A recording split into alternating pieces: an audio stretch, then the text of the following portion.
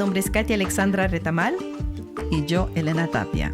Y están escuchando Cachai Política. Hola compañera Elena, ¿cómo estás? Bien, Catita linda. ¿Cómo estás tú? Porque yo te veo maravillosa hoy día. Muchas gracias. Estoy bien, la verdad estoy bien. Estoy también muy feliz de haber lanzado este proyecto contigo. Ya estamos en nuestro tercer capítulo y tuvimos muy buenas reacciones. De la que también nos puede compartir de los 2 capítulos que lanzamos, la introducción y el segundo capítulo sobre la historia y elecciones de Colombia. De hecho, aprovecho, muchas gracias por escuchar. Los invitamos también a inscribirse, a seguirnos en nuestra cuenta Instagram, que es Cachai Podcast, en Instagram. Y también a compartir. Claro, compartirlo con los amigos, con los vecinos o con otra gente que está en otros países para que sepan quiénes somos y nos vayan conociendo. Este es un gran esfuerzo que estamos haciendo con Katy porque toma mucho tiempo y lo queremos hacer porque pensamos de que es el momento donde es luchar por todo o nada, es como una cosa así, y esta semana que ha sido turbulente en esta ciudad con nosotros, con la Ville de Montreal, con la policía, con todo lo que estaba pasando esta semana, pareciera que es muy necesario, muy necesario. Es importante encontrarse y conversar y justamente de traer ese punto de vista de latinos en el exterior. Demostrar que nosotros, aunque yo que nací aquí o tú, Elena, que emigraste aquí cuando eras niña, muy chiquitita, que todavía tenemos relación con nuestro país y con Latinoamérica y con la política en general. Y como lo dijimos en el capítulo con Colombia, que al final lo que nos une, y también en el primer capítulo, y al final, creo que lo vamos a repetir mucho, pero lo que nos une son nuestros valores humanos, que es bajo de la gran familia de la izquierda. De nuestra familia. Entonces, entonces ayúdenos a compartir, también a poner comentarios. Por favor, o delos ideas, porque siempre ¿sí? A veces es importante saber qué son las cosas que ustedes quieren saber, cuáles son las cosas que ustedes quisieran conocer también de esta ciudad, cuáles son las cosas que hay, porque nosotros las vamos a encontrar, las vamos a salir a investigar, las vamos a salir a encontrarlas y darles a la información. Y también porque nos dimos cuenta esta semana con Catita de que hay tantos eventos políticos en la ciudad y tantos grupos muy llenos de amor. Fuimos muy bien recibidas en la vida con la gente de Palestina y otras compañeras de lucha de otras organizaciones. Entonces, como que hace falta esos abrazos de otras personas que están en la misma lucha que tú y te dan un abrazo con tanto amor y te reciben con los brazos abiertos y eso te hace dar... Ay, ok, tengo que seguir, la lucha sigue. Claro. Porque justamente con todo lo que pasa en las noticias es fácil sentirse como decaído, solo, de hacer ese primer paso entre nosotros y también justamente de encontrar compañeros de lucha que no son necesariamente de nuestro país o de nuestra comunidad. Eso ayuda bastante. Y de hecho, para compartir yo personalmente, bueno, por ahora el podcast solo es de manera audio, pero como lo mencionamos en el primer capítulo, yo construí, arreglé un pequeño estudio en mi departamento. Entonces al principio no me sentía tan cómoda en invitar gente. Dije, van a venir a mi casa, pero al final fue tan justamente humano los invitados colombianos que vinieron. Hermoso. Es que son muy tiernos los dos. Sí, adorable, súper interesante el capítulo. Y bueno, se sintió justamente como si fuéramos amigos ya. De toda la vida. Exacto, y después nos pusimos a conversar y nos dijimos, sí, podríamos colaborar en esto, en lo otro. Entonces, ya con eso yo voy a participar en las elecciones como ir a proteger los votos como una persona internacional. Entonces, eso es hermoso, ¿entendiendo? Sí. Ser parte de algo que...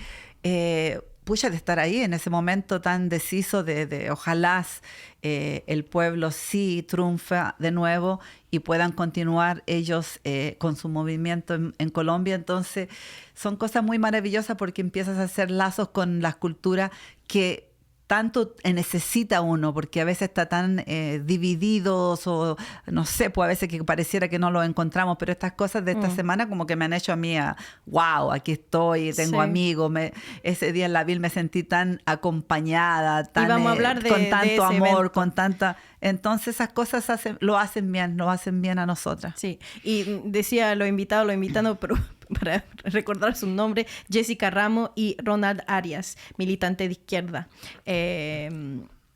Bueno, entonces va con lo objetivo de nuestro podcast y de esta... de esta iniciativa que tuvimos Elena y yo, que es de crear comunidad. Bueno, entonces vamos a empezar el capítulo de hoy, como le dije, como vamos a hacer tradición. En cada capítulo, empezando con definición de una palabra, pero hoy es un capítulo especial. Tenemos 2 palabritas muy importantes que queremos definir hoy juntas, que van a lanzar nuestro capítulo de hoy. Entonces, la primera palabra de hoy es el sionismo. El sionismo es una ideología y un movimiento político nacionalista que propuso desde su inicio el establecimiento de un Estado para el pueblo judío en Palestina, una región que corresponde a la antigua tierra de Israel en la cultura judía. Dicho movimiento fue el promotor y responsable en gran medida de la fundación del Estado de Israel en 1948 y desde su consecución se centra en la defensa y el apoyo al mantenimiento de su existencia. Es importante notar que no todos los judíos viven en Israel, no todos los israelíes son judíos y no todos los judíos son sionistas. Además, también existen sionistas no judíos como los cristianos sionistas. Un judío es alguien que pertenece al pueblo judío, ya sea por ascendencia o por conversión al judaísmo, que es una religión. Los israelíes son habitantes de Israel, en su mayoría son judíos, pero también numerosas comunidades étnicas, entre ellas palestinos y drusos, además de personas de otra religión. Israel tiene 9.5 millones de habitantes, de los cuales aproximadamente 75% son judíos y el 21% árabes. Y sionista es el que cree en el derecho a la existencia de un Estado judío. Pueden ser judíos religiosos o no religiosos, así como no judíos. La Nakba. La Nakba. Esa sería la segunda palabra que queríamos decir, es la Nakba. La Nakba se refiere en árabe catástrofe o desastre, en término utilizado por los palestinos para referirse al éxodo masivo, a la expulsión, a la desposición de su pueblo. Inmediatamente después de la proclamación del Estado de Israel en 1948, muchos habitantes árabes huyeron del país. Otros fueron impulsados de sus localidades. Para muchos palestinos, no construye solo un trauma histórico, sino también un punto de referencia permanente en su identidad nacional y su sentido de injusticia. El derecho al retorno a sus lugares de origen es uno de los puntos más centrales de la resistencia palestina. Muchas gracias, Elena. Para nosotros era importante poner esa base, como es importante poner todas las bases de todas las palabras o términos políticos que vamos a usar en nuestro capítulo, porque hay mucha desinformación en toda esta lucha de Palestina. Demasiado. Y lo que causa muchos conflictos innecesarios. Mismo entre activistas. Para empezar justamente de clarificar que lo que llamamos sionista es muy importante porque se hace mucha crítica que se supone que el movimiento palestino es algo que es antisemita, lo que es el odio hacia los judíos. Pero cuando uno entiende que de ser judío no es ser sionista, y como lo decía, no todos los judíos, no todos los israelíes son judíos, no todos los judíos son sionistas, todo eso. Entonces, de tener más claro esa definición es muy importante para analizar lo que está pasando. Y de la misma manera de entender que eso nació, que Israel fue a colonizar Palestina en 1948, y que pelearon, o sea, es realmente una colonización moderna. Y desde ese instante, los palestinos están luchando por su libertad.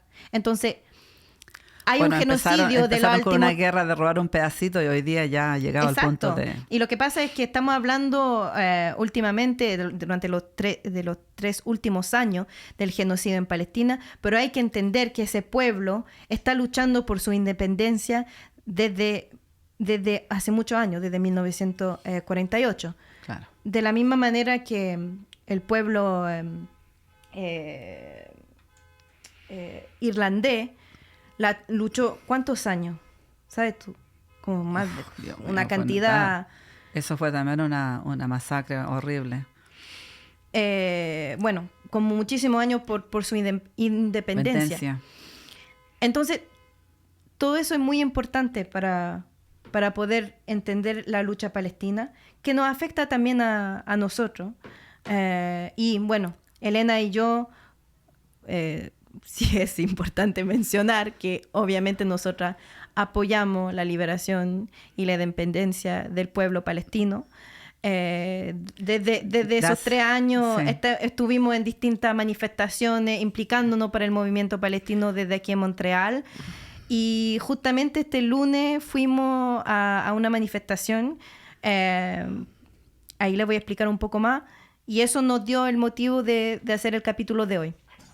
Sí, porque justamente el día domingo cuando estuvimos en la marcha, en realidad fue difícil de saber de que, bueno, estaba lloviendo y todo la lluvia estaba un poquito,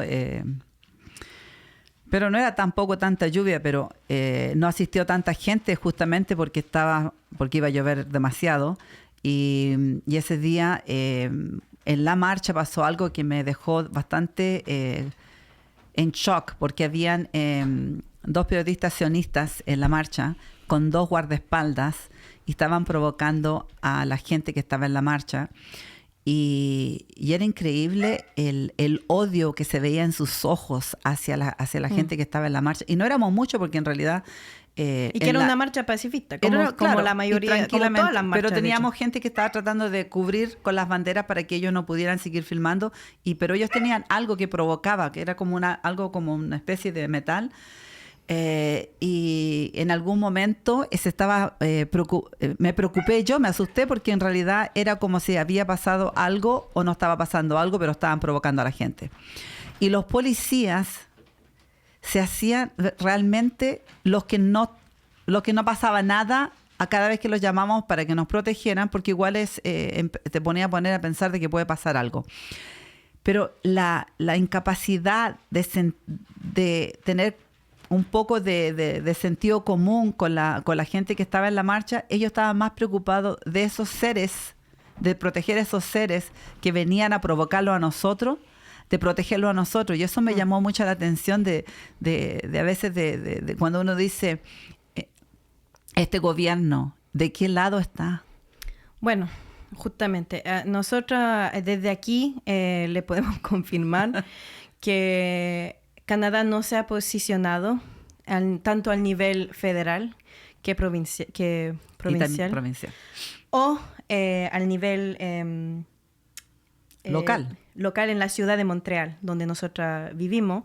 De hecho, Canadá sigue participando, tiene relaciones económicas con Israel. La provincia de Quebec se comprobó que hay balas que son creadas aquí, en esta provincia, que son usadas por Israel. Y al nivel municipal, la ciudad de Montreal tiene también relaciones financieras con el Estado de Israel. Además que se le acusó a la alcaldesa de haber recibido financiamiento para sus elecciones. Exacto. Con plata de sionista. Que jamás lo negó tampoco. O sea, no lo puede negar, como lo va a negar. Y eso viene a justamente un tema muy importante, porque para la gente que no lo saben, pero creo que igual fue noticia, recuerdo que fue noticia en Chile también, pero para la gente que no escucha... como le dijimos, nosotros vivimos aquí en Montreal, Canadá, y por primera vez salió una mujer de origen inmigrante, alcaldesa, chilena, Soraya Martínez Ferrada. Este lunes, un grupo que se llama Montreal Anti-Apartheid escribió una moción que depositó a la ciudad de Montreal para que la moción incitaba a la ciudad a reconocer y denunciar el régimen de apartheid en Palestina y el genocidio. Y también exhortaba a la ciudad a mostrar solidaridad con los palestinos. Y más concretamente, la moción instaba a la ciudad a suspender los vínculos institucionales con el gobierno de Israel, lo que incluía no invitar a representantes del Estado a los actos oficiales celebrando en el ayuntamiento.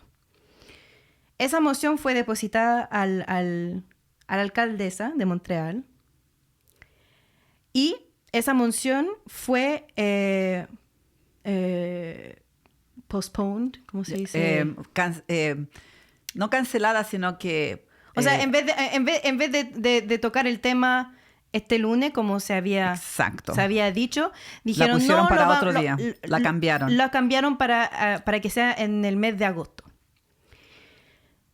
Estratégicamente, nuestra alcaldesa de Montreal, ese mismo día que se depositó y que supuestamente se iba a votar por esa moción de Montreal Anti-Apartheid, Soraya Martínez sacó un documento que dijo que quería pasar por la ciudad. En ese documento se habla de un convivir.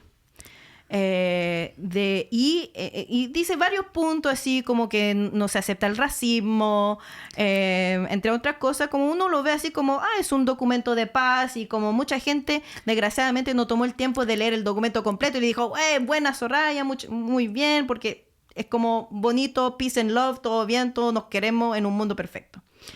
Pero si uno lee bien el documento, hay un punto muy importante que quería destacar, que en donde, lo voy a tener aquí, perdón. Entonces, en uno de los puntos de ese documento, Soraya dice, los conflictos internacionales nunca deberían extrapolarse a las relaciones entre los ciudadanos de Montreal. Eso es un solo punto. Pero había otro punto también que hablaba de eso, y ella, su respuesta, cada vez que muchos militantes palestinos le piden, le exigen a Soraya de posicionarse contra el genocidio, ella siempre dice, mi prioridad es de tocar los temas de la ciudad de Montreal, y eso no tiene nada que ver con Montreal. Bueno, lo que dice en lo que yo he escuchado, porque estaba ahí en la sala, lo que ella dice es las cosas. Yo puedo estar de acuerdo con algo o con un tema o con un punto político personalmente, pero como yo persona no puedo dar esa opinión porque yo soy la alcaldesa de la ciudad, entonces tengo que mirarlo por un punto de beneficio que beneficia a toda la comunidad. Uh-huh. Es como decir, no me puedo ni posicionar ni por el diablo ni por el Dios, porque en realidad ella no se quiere mojar con nada, ella no quiere, no solamente ella, eran todas las personas que estaban ahí de la Ville de Montreal, ninguno de ellos, porque las preguntas fueron duras y fueron bastante claras, las preguntas que le hicieron a las personas que están en la Ville, y ninguno de ellos, en ningún caso, de ninguno de los tres, quiso. No es que no tenían una respuesta. No, es que no puedo opinar. No, es que ya lo dije. Entonces, pero en realidad no dijeron nada porque su posición es no tengo posición. Exacto. Y ese tipo de política es lo que tiene la gente choreada también, porque al final son gente que no tienen, como dicen, ni chicha ni limonada. Claro. Que al final no proponen nada, y eso nos cuesta conectar justamente con ellos como humanos, porque justamente una mujer que me dice, yo tengo mis opiniones personales, pero como soy alcaldesa, o sea, como tengo que ganar votos, como no puedo perder los votos de la comunidad. O negocios que yo quiera hacer, como municipalidad. No quiero interferir en los grandes empresarios que yo voy a necesitar para hacer ciertas cosas, entonces no tengo opinión. Exacto. Entonces eso también refleja que esa gente, esos políticos, no son humanos y están ahí por su carrera y por sus intereses políticos. Personales. Y por eso causa desconfianza en la gente, en sus políticos, y luego desinterés a la política. Porque, por supuesto. Entonces, Porque no todo eso es muy peligroso.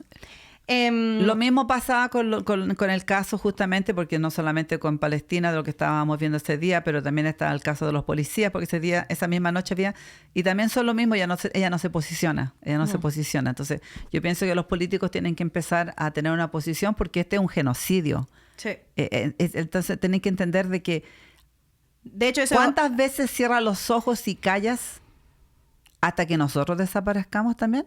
Exacto. Lo que pasa es que también ella nunca se refiere a Palestina como un genocidio. Siempre habla de conflicto. Conflictos.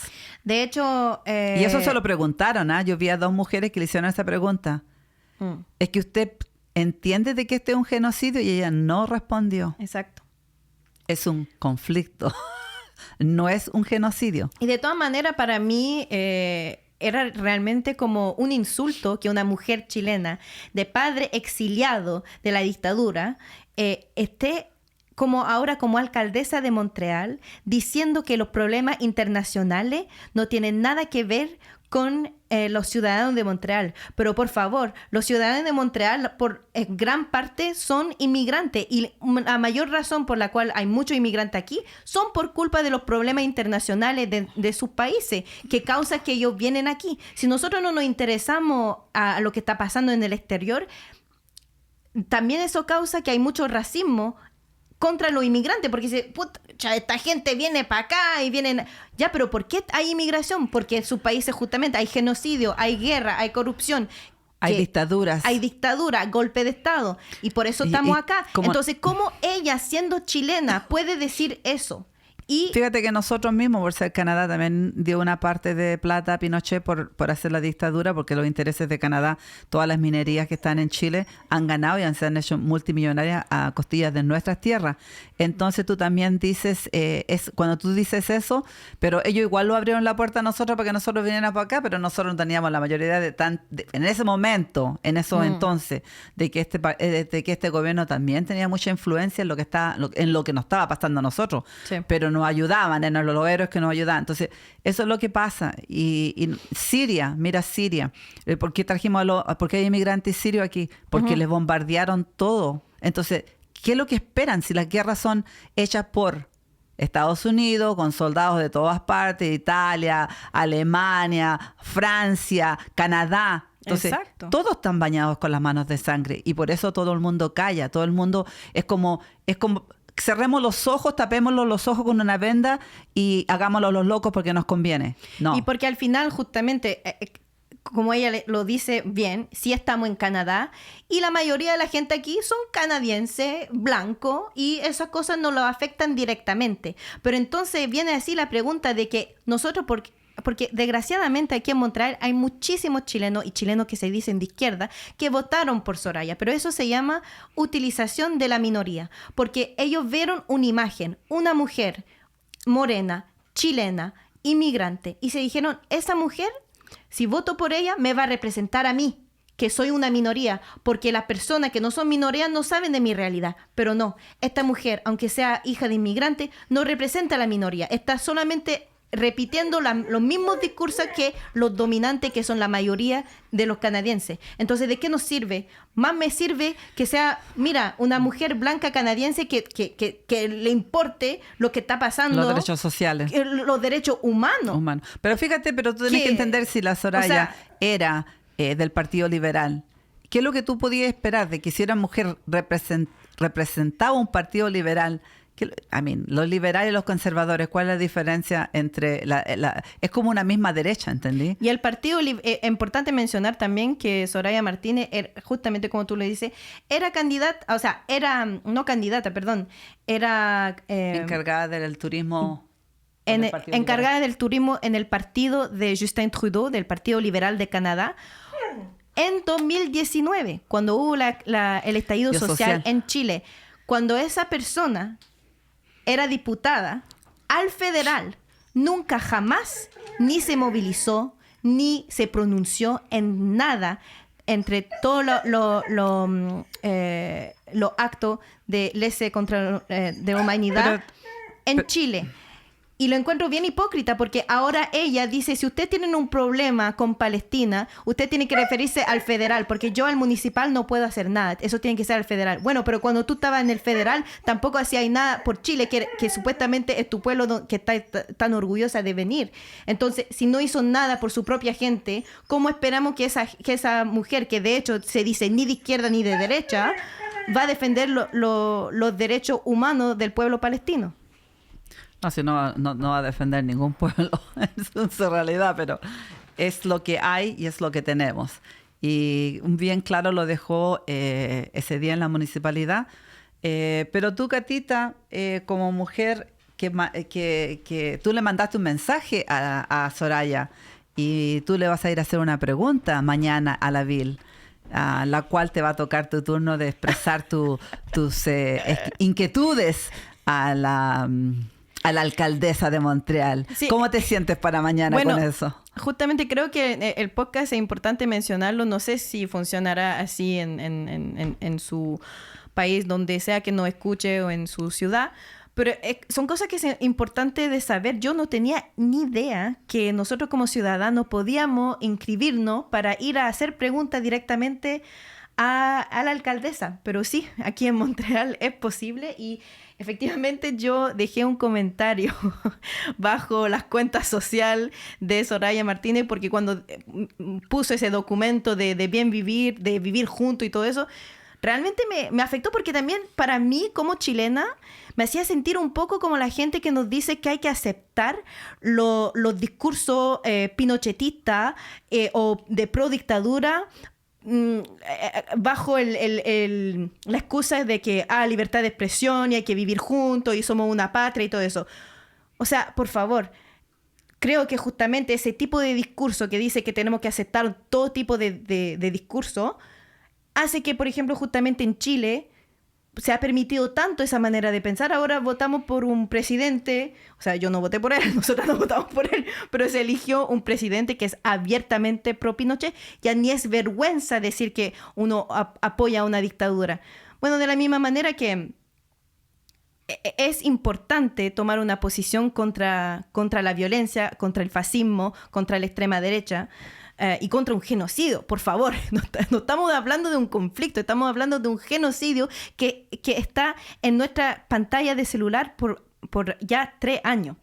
Le leo una parte de lo que le dejé a Soraya en comentario. Yo le respondí: así que nuestra ciudad mantiene vínculos financieros con un Estado genocida, pero tiene el descaro de pedirle a sus ciudadanos que no extrapolen conflictos internacionales. Y más encima todavía tiene el descaro de llamar esto un conflicto en 2026. Es un genocidio. Soraya, sus padres dejaron un país que sufrió un golpe de Estado y una dictadura de extrema derecha. Si no lo sabía, le informo que Israel fue uno de los principales proveedores de armas y tecnología militar a la dictadura de Augusto Pinochet.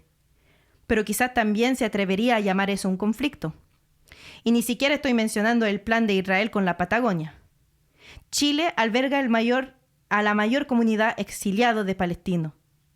¿Saben qué habla como usted ahora mismo en Chile? Fascista pro Pinochet.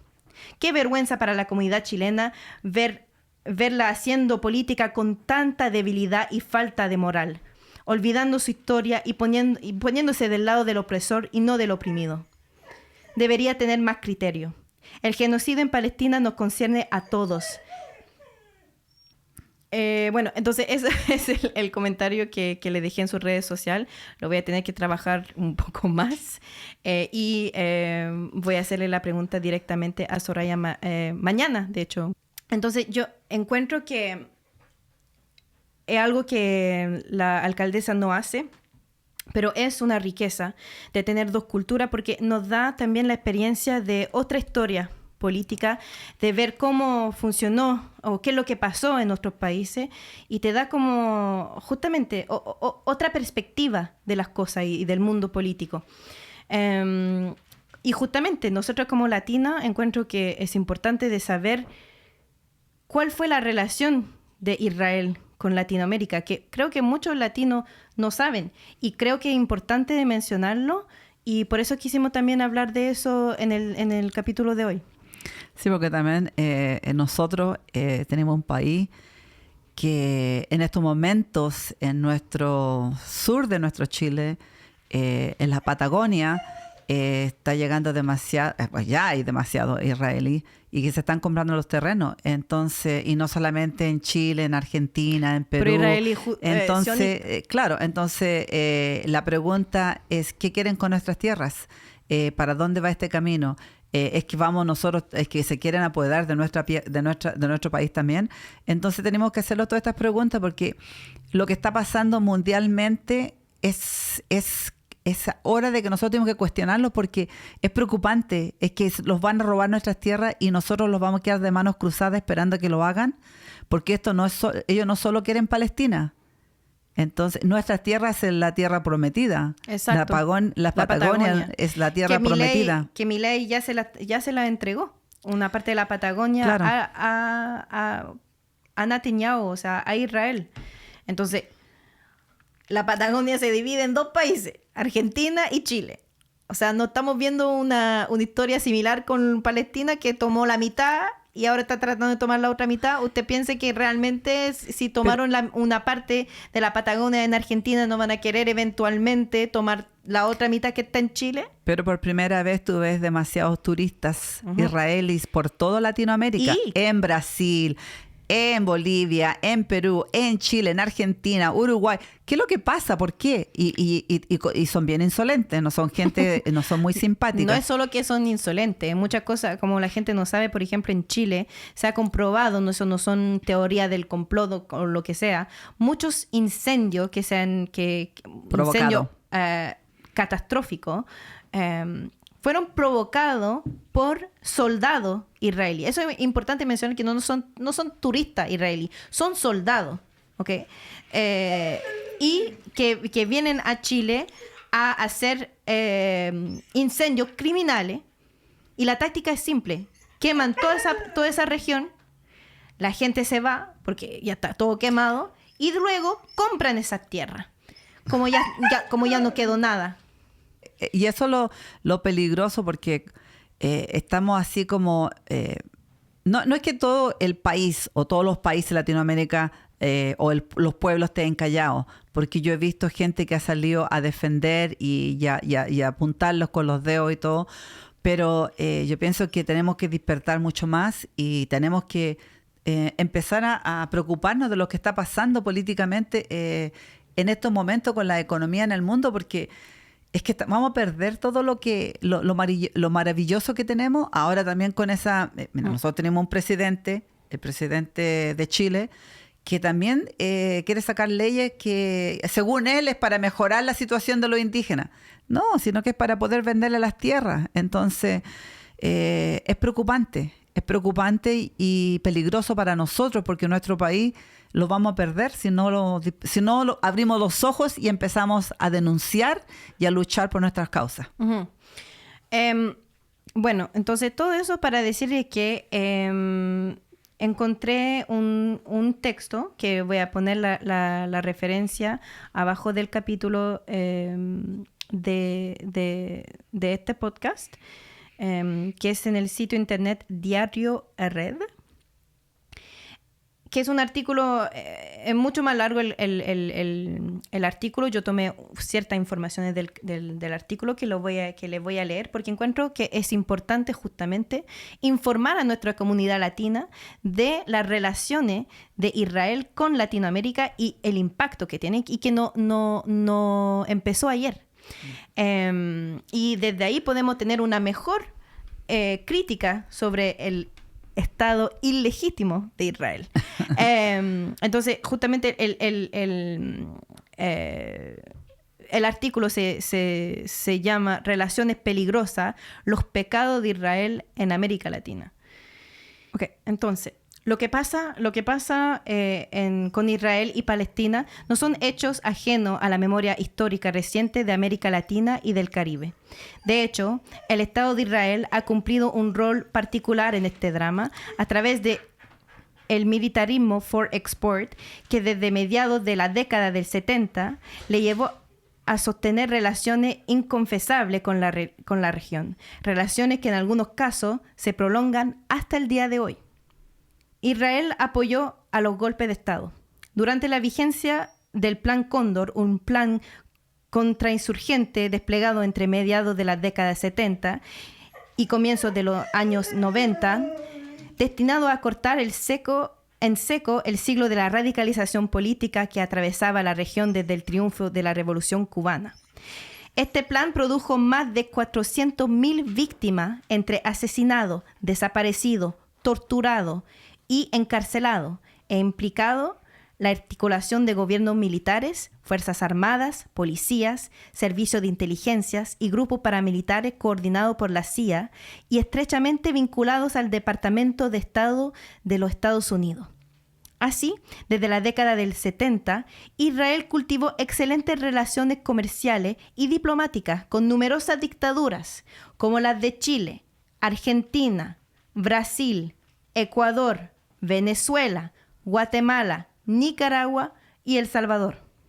En algunos casos, el respaldo político fue muy explícito, como en la gira realizada por los generales Mordechai Gur y Haim Laskov a la Argentina y Chile, que en 1972 fueron recibidos con honores, negando que ambos regímenes estuvieron violando sistemáticamente los derechos humanos.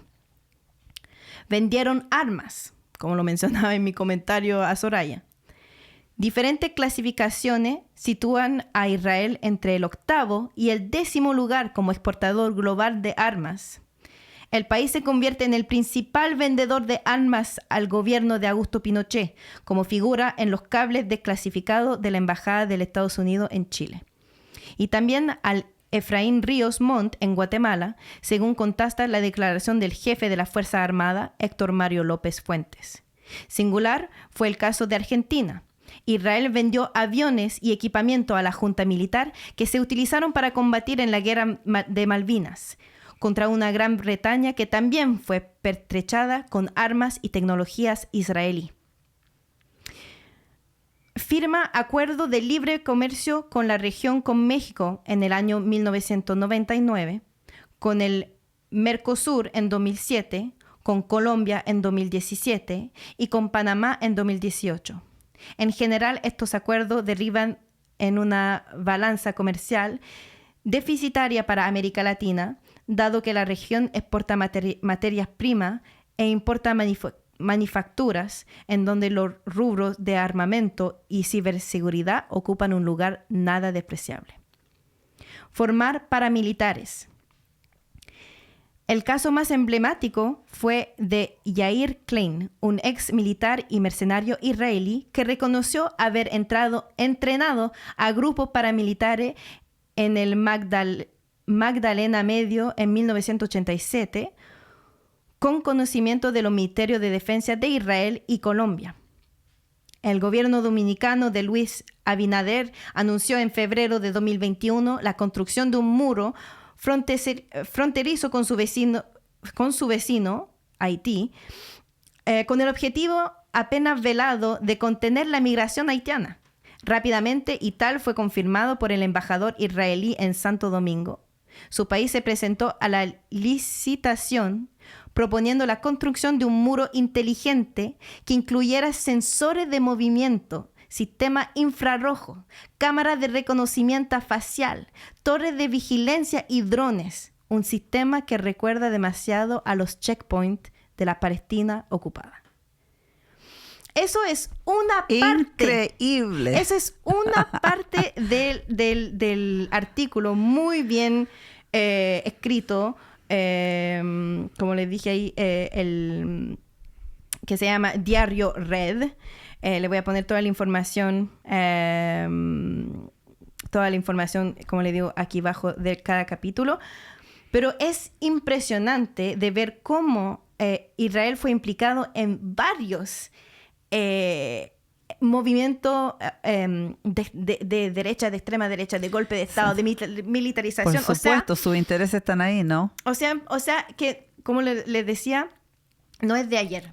Ahora, encuentro que es muy triste que como comunidad latina, porque De hecho, escríbenos en comentarios cómo es la lucha palestina en su país, si nos escuchan de otros países. Pero aquí, como la he mencionado, no vemos mucha solidaridad, desgraciadamente, con nuestra comunidad latina con la lucha palestina. Hay solidaridad muchísima, solamente que en la cantidad de personas que habitamos aquí en Montreal, somos una comunidad bastante grande, la comunidad latina. Pero cuando tú vas a las marchas, las contás con los dedos. Entonces, exacto, es triste de saber de que hay tan poca asistencia de nuestra gente, ¿no? Pero si hay un día de sol maravilloso, ahí veis un poquito más. Nunca tampoco tanto, pero veis un poquito más. Entonces yo pienso que las marchas uno tiene que asistir a las marchas con lluvia, con trueno, con sí, pero con es que tormenta. No es tan solo eso. Lo que pasa, por ejemplo, cuando hubo la marcha en Chile, o sea, para el estallido social, había muchos chilenos que yo nunca más volví a ver en ninguna otra manifestación. Lo que te digo es que...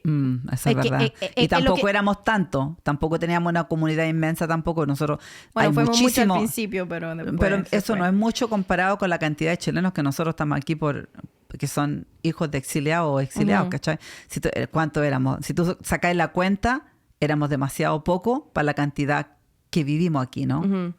Pero lo que me da pena en eso es que cuando leí este texto dije, oye, esto es súper buena información para el podcast, creo que la gente debe saber, para acusar aún más el Estado ilegítimo de Israel, con toda su, justamente como lo decía, que tienen las manos llenas de sangre desde hace mucho tiempo, y que nosotros como latinos es una contradicción de apoyar a ese Estado. O si no, es que somos fachos, lo cual no es el caso aquí.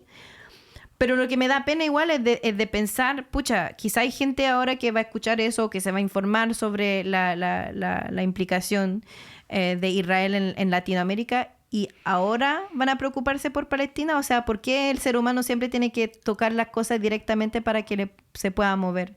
Eso encuentro triste, porque al final de cuentas son seres humanos, ¿cachai? O sea, que sean latinos o no, para mí, de ver un pueblo oprimido, un pueblo ahora que vive un genocidio, una colonización moderna, ¿cómo como ser humano, que sea latino o no, cómo no apoyar a esa gente? No entiendo.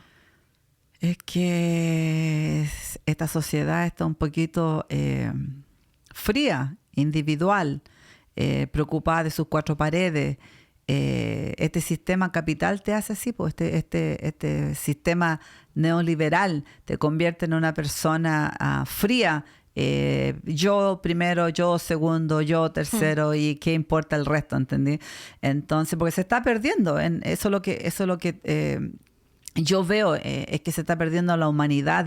Por si una persona dice, sí, yo sé, pero qué pena por ellos, pero es que yo no puedo hacer nada por ellos. O lo otro que escucho, por ejemplo, me ha pasado con gente que me dice, le hablo de Palestina y me dice, sí, pero Chile también sufre. O sí, pero México también sufre. ¿Y qué haces por México? Les preguntas tú. Porque una vez una persona me dijo eso, me dijo, pero ¿por qué no te preocupáis de tu gente? Y yo le dije, pero si yo me preocupo de mi gente, ¿por qué no me voy a preocupar de mi gente si son mi gente? Entonces, y yo le dije, ¿y tú te preocupas por la tuya? Entonces me dijo, pero es que yo me vine para acá, ya no quiero saber nada de ellos. Bueno, entonces tú eres el problema, o sea, es porque eso es también otra cosa de mucha gente que critica, y que al final, critican en un lugar donde ellos no hacen nada. Pero y también es como, ¿cuál es su argumento? O sea, es porque... ¿Qué? ¿Es imposible tener más de una causa? Que si yo apoyo a Palestina no quiere decir que no apoyo a Chile, que no apoyo a México, que no apoyo a Colombia, o sea, o que no apoyo a la gente aquí, o sea, no tiene nada que ver. Y lo que pasa es que lo que me da mucha pena también es de ver justamente esa naturaleza humana, que al final, justamente, digamos que, ojalá que no, pero si va así ese plan que dicen, que hasta vi en las redes sociales que lo llaman un poco una continuación de ese plan Cóndor, que ahora sería con Israel, y si va más allá de acapararse de la Patagonia, y si de ahí nace otro genocidio, ahí esa gente latina va a llamar a la ayuda internacional. ¿Y qué le van a decir? Bueno, es que yo no soy chileno, es que yo no soy argentino, ¿qué me importa tu Patagonia? O sea, hay que pensar así también. Uno claro, tiene porque que no sabes ser... lo que te puede pasar en tu patio, ¿cachai? Exacto. O sea, uno no puede, cuando nos pasa algo en nuestro país, estar gritando a la empatía y la ayuda internacional cuando eso pasa en otro país y nosotros no tenemos esa conciencia. Hay que aprender de nuestra experiencia, de nuestro sufrir, de saber cuando nuestro pueblo sufre empatía, y queremos... Empatía por el otro. Exacto. Empatía por ser yo cuando yo vivo en este país y a mí me gusta vivir aquí, pero a mí me gusta eso que somos de diferentes países, porque enriquece tu vida, enriquece tener amigos de todas partes. Entonces, pero esos amigos que tú tienes también les deseas que en sus países su gente esté bien, que puedan vivir, que tengan las cosas necesarias para tener una vida digna. Lo mismo que yo le pido a mi gente, se la deseo a toda la gente. Todo. Porque tú no puedes pedirle a un pueblo, es decir, yo quiero que Chile tenga buenos sueldos, buena educación, que una persona vaya al hospital y la atiendan con calidad, ¿cachai? Que la respeten y que se puedan salvar, no que se mueran en un hospital esperando. Entonces tú dices, pero eso yo lo quiero para los colombianos, los quiero para los peruanos, los quiero para la gente en Palestina, para la gente en Cuba. Yo lo quiero para todo porque es lo que todos debíamos tener en este 2026. No deberían haber injusticias sociales, no debería faltarle nada a nada, porque sobra el dinero y la plata y la comida y el petróleo para todos. Pero ¿en qué hacen estos políticos?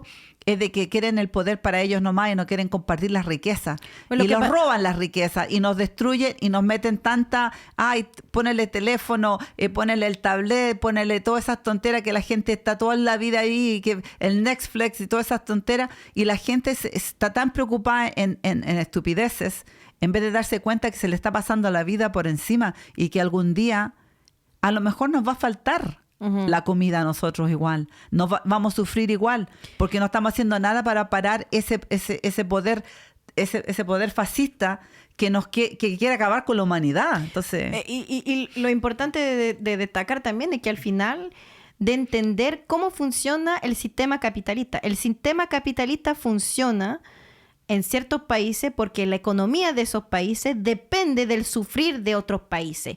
Porque por eso funciona entre entre comillas.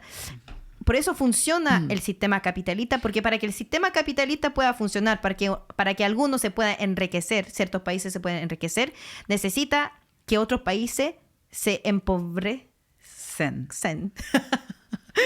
Como hace Francia con África. Exacto. ¿Entendés?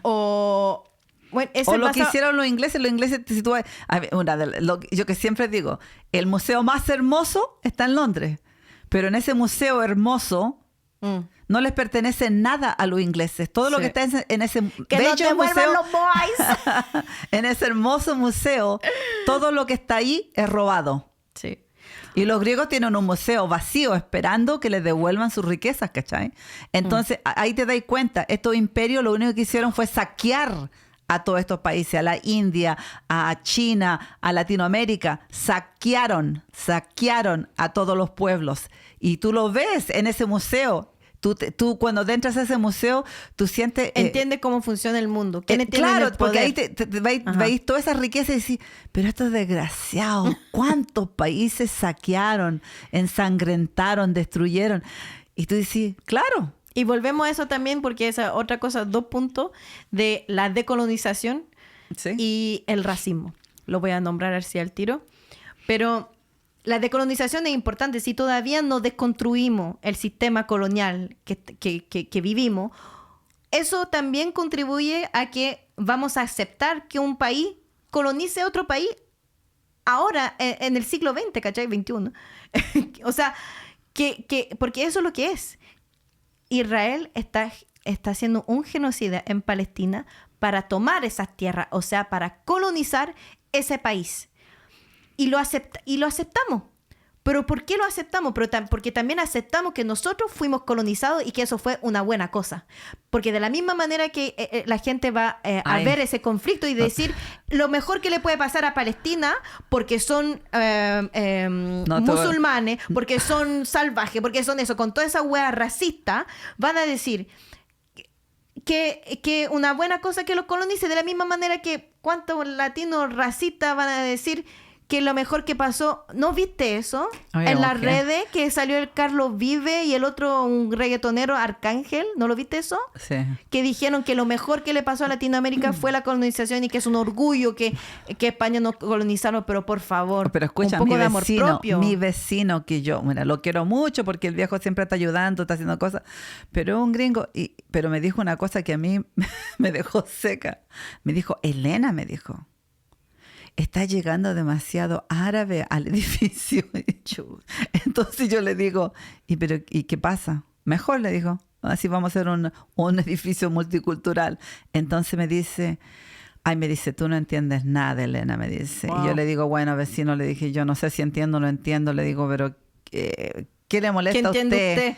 Me dijo, sí, pero es que los blancos estamos quedando poco. Y yo le dije, bueno, escúchame. Entonces yo le dije, bueno, con vecino, entonces dígale a sus hijos, a sus nietos, a sus que hagan más hijos. ¡No! Y la cosa, le dije, yo le puedo decir que mi cultura, le dije, mis hijos no quieren tener hijos. Entonces, obviamente que no puedo reclamar si no hay gente si mis hijos no quieren darme más de un nieto o dos. Bueno, es parte de la vida. Uno tiene que ir entendiendo de que hay otra gente que va a tener más hijos y se van a ir agrandando ciertas culturas más que otras. Entonces, y el viejo me dice, pero tú eres indígena. Nosotros te ayudamos a educarte. ¿What? Así me dice. Nosotros vinimos de Europa a educarte. Ay, no. Elena le habría sacado la... No. Entonces yo le dije, sí, mira tú. Y que nosotros no teníamos nada cuando ustedes llegaron, que no sabíamos comer, no teníamos comida, no teníamos nada, que no vivíamos. Es que la cultura de nosotros no valía. Entonces dije, ustedes nos violaron, nos robaron, nos destruyeron, nos quitaron nuestra tierra. ¿Okay? Entonces le dije, vecino, le dije, yo lo quiero mucho y sé que usted no tiene una gran educación porque no sabe lo que está hablando. Y lo voy a perdonar porque yo no lo voy a juzgar, porque yo no le y tampoco voy a levantarle la voz porque yo a este punto yo le dije, yo tengo 61 años, no estoy para esto. Pero, por favor, lea un poquito, porque usted no está haciéndole bien. Y de todas maneras, las personas que llegan a este edificio vienen a arrendar, igual como yo vine a arrendar. Entonces, bienvenido. Yo no he visto ninguna persona que me haya insultado o que me haya tratado mal en toda mi vida aquí en este edificio. Entonces, por lo tanto, cambie el chip, cambie su mentalidad. Usted no me vino a educar, porque aquí lo estoy educando yo a usted, para que tenga un poquito más de conciencia. Pero se lo digo por el bien de usted, porque yo no... Le dije, usted me va a necesitar, porque cuando no teníamos electricidad, la loca que se quedó aquí cagándose de frío para cuidarlo a usted, fui yo. No se olvide que aquí no había electricidad. Y yo me podría ir donde mi hija, donde sea, pero me quedé aquí para asistirlo. Entonces, por lo tanto, usted sea un poquito más cariñoso y consciente de lo que dice. Eso es todo lo que le pido, no le pido más. Y me fui. Te admiro, compañera. Mira yo. ¡Ay, le habría sacado la vida! No. ¿Por qué saco con pelearme con él? ¿Qué saco? No le enseño nada. Tienes razón. Después me mandó un mensaje, Elena, te quiero mucho. Wow. Porque yo siempre le dejo la llave o cualquier cosa, estoy siempre ayudando a los vecinos. Entonces me hizo, Elena, no te enojes conmigo, disculpa, te quiero mucho. Me lo escribió hasta en español.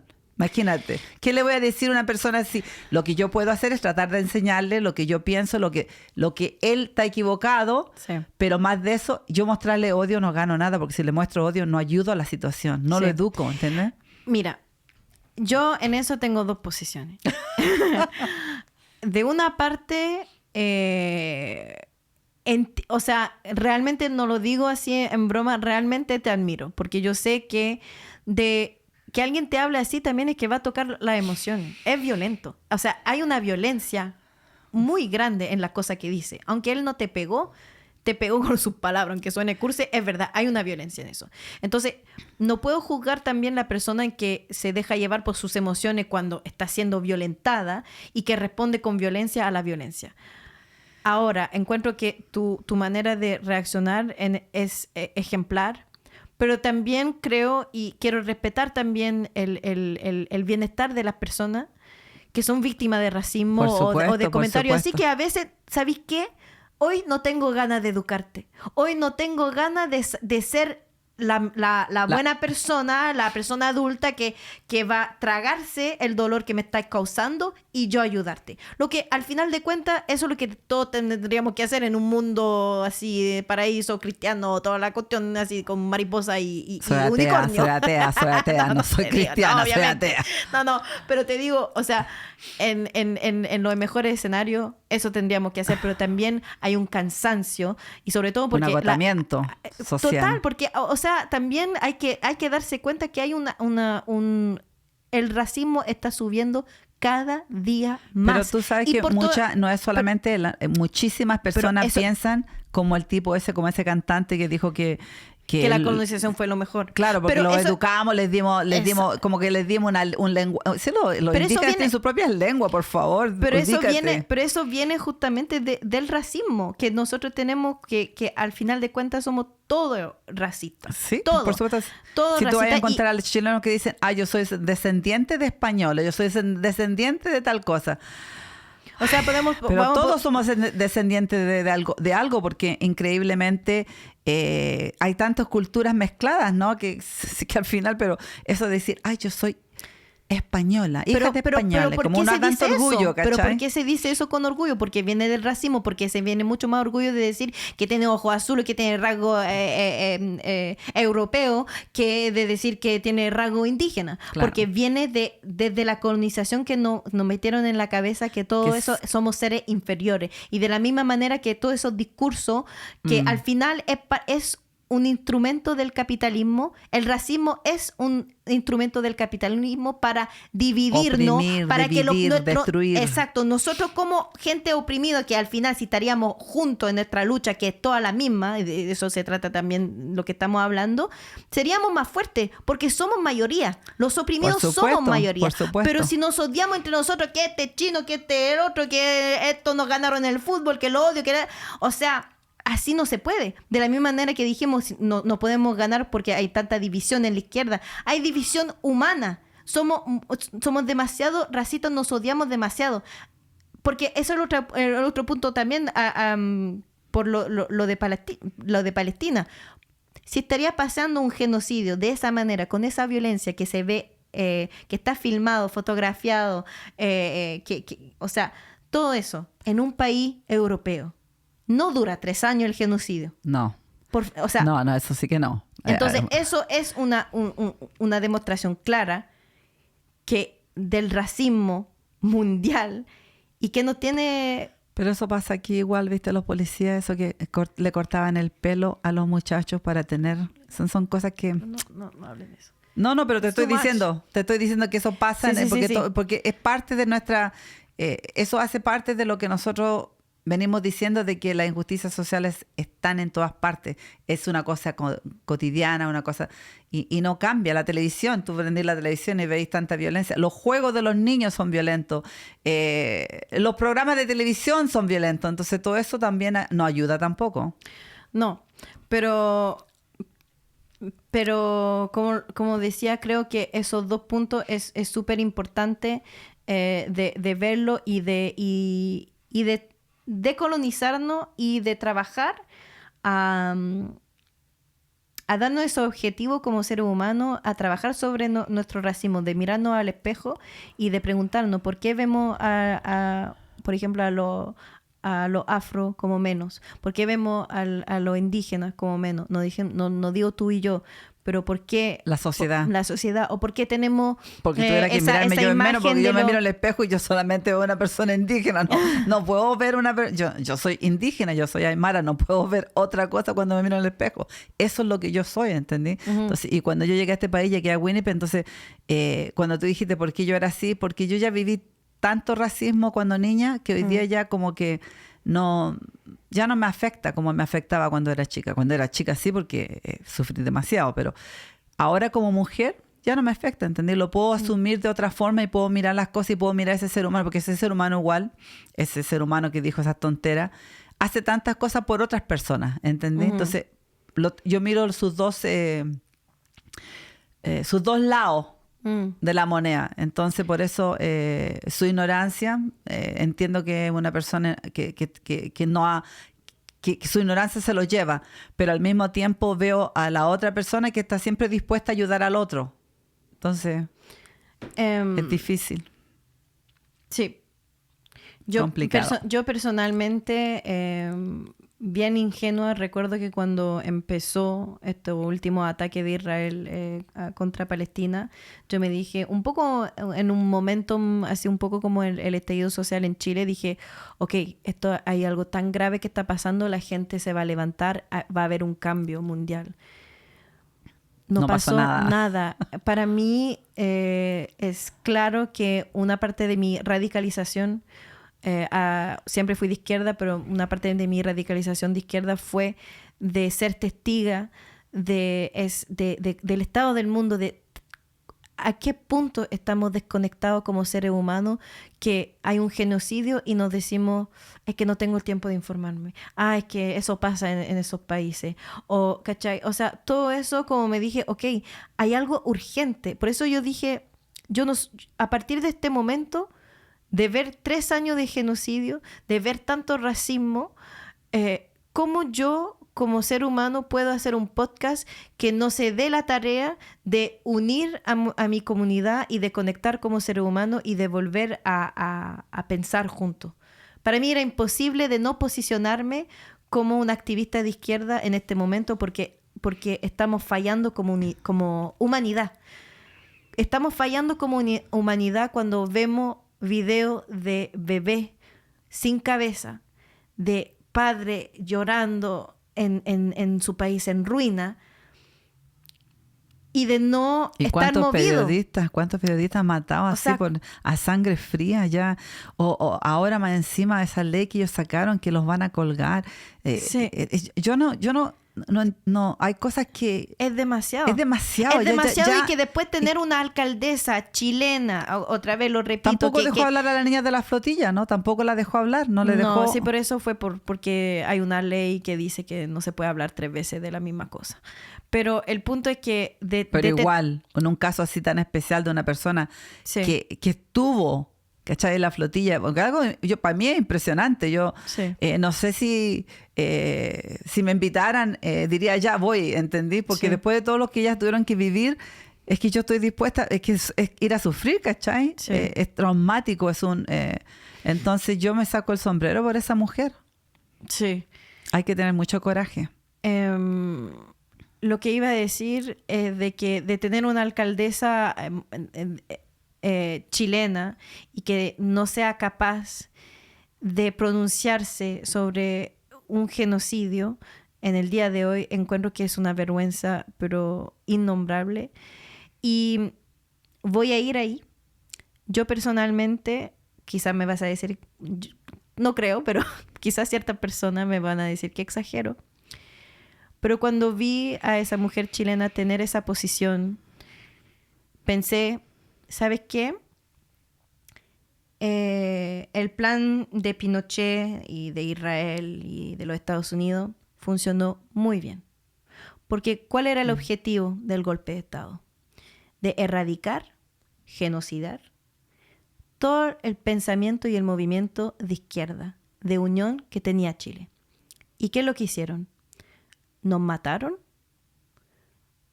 nos torturaron al punto de traumarnos, al punto de que mucha gente dejaron la política,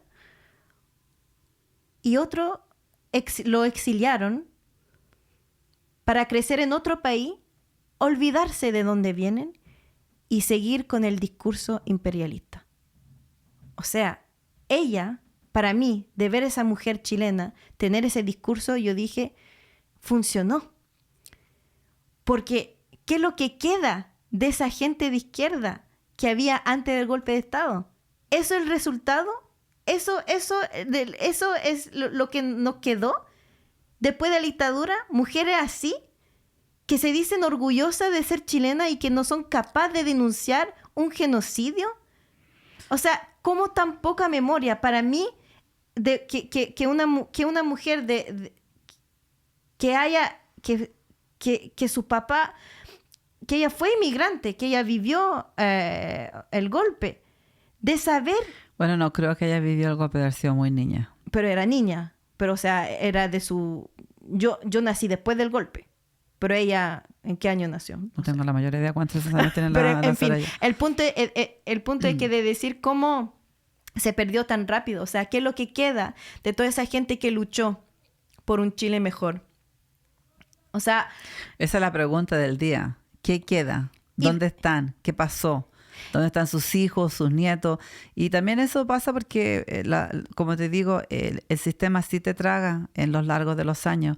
Los años van pasando y el sistema te va tragando y tú te vas conformando, ¿no? Sí. Y te vas asimilando, ¿no? Y lo que me da pena es que al final hicieron eso por todos lados, porque también este fin de semana miré un documental sobre los Black Panthers y Fred Hampton, que era el líder de ese movimiento.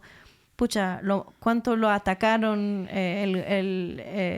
lo mataron, y el movimiento, bueno, ahora está como que reempezando a salir, pero era un movimiento donde justamente unían los negros, los latinos, los asiáticos, y que decían es una revolución proletaria y quería que sea un movimiento mundial.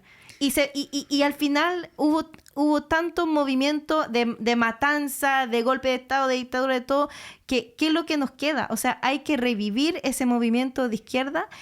Y voy a concluir volviendo a Israel.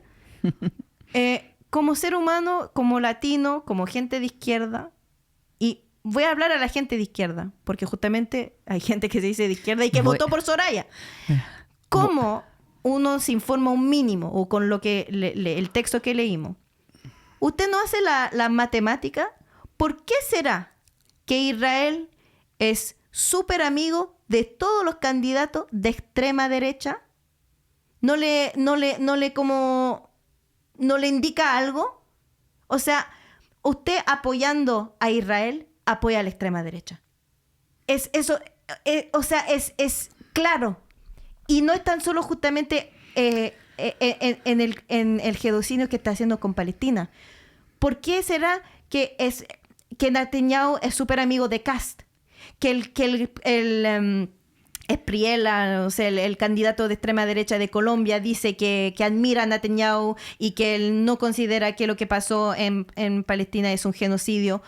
¿Por qué será que Trump es mejor amigo de Netanyahu? O sea, hagan sus propias conclusiones, por favor. Si usted no está apoyando a Palestina, apoya a Israel, y Israel apoya a todos los movimientos de extrema derecha que están matando a nuestra cultura y nuestros países y a nuestra gente. Muy bien dicho, compañera. No se emocione tanto. Bueno, no hay que emocionarse tanto porque si no... No, está bien. Muy profundo. Pero bueno, obviamente tratamos de hacer una discusión justamente accesible y todo. El genocidio en Palestina es una historia larga. Podríamos pasar 4 horas hablando de eso. Me gustaría decir 2 cositas. Me gustaría decirle a nuestra querida gente que nos va a escuchar que nos vengan a apoyar, que apoyen a Palestina, que vengan a marchar. Para la gente en Montreal. Porque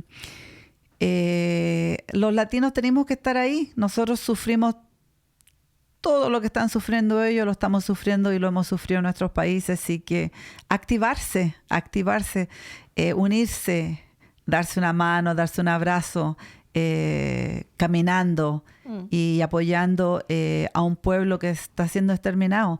Y la conciencia hay que empezar a buscar esa conciencia que alguna vez tuvimos y rescatarla y salvar esta humanidad que está realmente siendo muy dañada y perdiéndose. Así que, y estas generaciones necesitan de nosotros, de que nos contemos, de que los ayudemos para que no se nos pierdan. Porque si ellos se pierden, no nos va a quedar mucho a nosotros. Entonces, los llamo a activarse. Es importante que todos lo hagan. Eso. Bueno, entonces, como les decía, podríamos pasar muchas horas hablando de eso, pero tratamos de guardar los capítulos entre más o menos 1 hora. Entonces, vamos a concluir el tema de hoy, que hablamos de muchas cosas.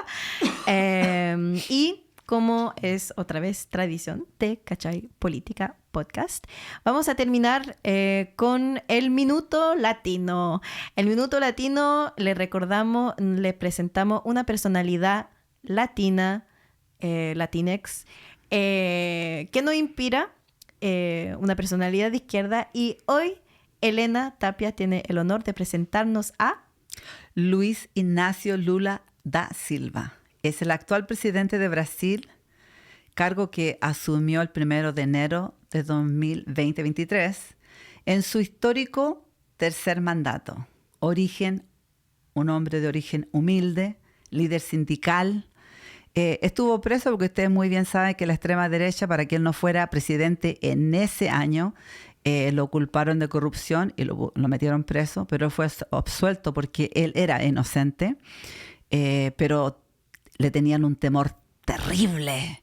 Entonces por eso le hicieron lo mismo que le han hecho a mucha gente de izquierda. Su vida es una de las trayectorias políticas más destacadas de América Latina. En 1980 fundó el Partido de los Trabajadores, el PT, junto a otros sindicalistas, intelectuales y activistas.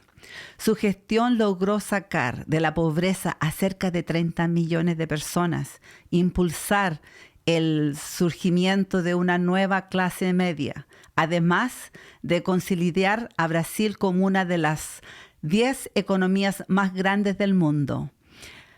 Próximas elecciones de octubre del 2026 se vuelve a presentar como candidato a la presidencia de Brasil. ¡Vamos, Lula! ¡Que se puede! ¡Vamos que se puede! Porque con presidente así podemos lograr mucho. ¿Cómo vamos a decir que la izquierda no da buenos resultados? Y de la misma manera que les decía de hacer sus propias conclusiones que el Estado ilegítimo de Israel solo se tiene amistades con la extrema derecha. Bueno, si ven también la mayoría de los presidentes o las presidentas de izquierda apoyan a Palestina, como lo hace Lula, como lo hace Petro en Colombia y como lo hacía nuestro presidente Boris. Vamos, colombianos, los invito a salir a votar porque tenemos que ganar por Iván Cepeda. Vamos que se puede, Colombia querida. Entonces vamos a dejarlo.